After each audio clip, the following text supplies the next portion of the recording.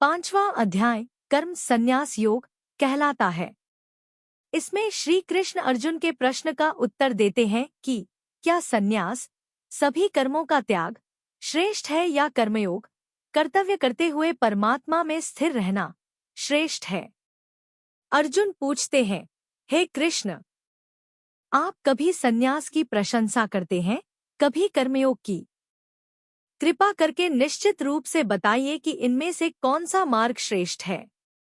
श्री कृष्ण कहते हैं, संन्यास और कर्मयोग दोनों ही मोक्ष का मार्ग हैं, लेकिन कर्मयोग संन्यास से श्रेष्ठ है, क्योंकि इसमें व्यक्ति संसार में रहते हुए भी मुक्ति पा सकता है। सच्चा सन्यासी वह है जो आसक्ति का त्याग करे, न कि केवल कर्मों का। ज्ञानयुक्त कर्मयोगी वह है जो कोई आसक्ति नहीं रखता। वह न किसी से द्वेष करता है, न किसी से लगाव।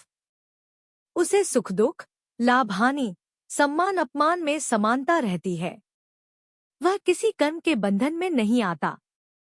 इसके साथ ही ज्ञानी व्यक्ति समान दृष्टि रखता है। वह ब्राह्मण, गाय, हाथी, कुत्ता और चांडाल सभी में एक ही परमात्मा देखता है।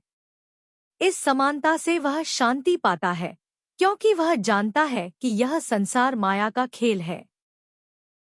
भौतिक सुख अर्थात बाहरी इंद्रिय सुख क्षणिक है और दुख का कारण बनते हैं।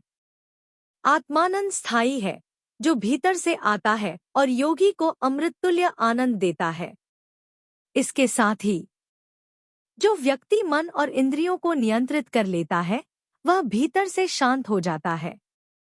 ऐसा योगी परमात्मा में स्थित रहता है और जन्म मृत्यु से मुक्त होकर ब्रह्मा में लीन हो जाता है।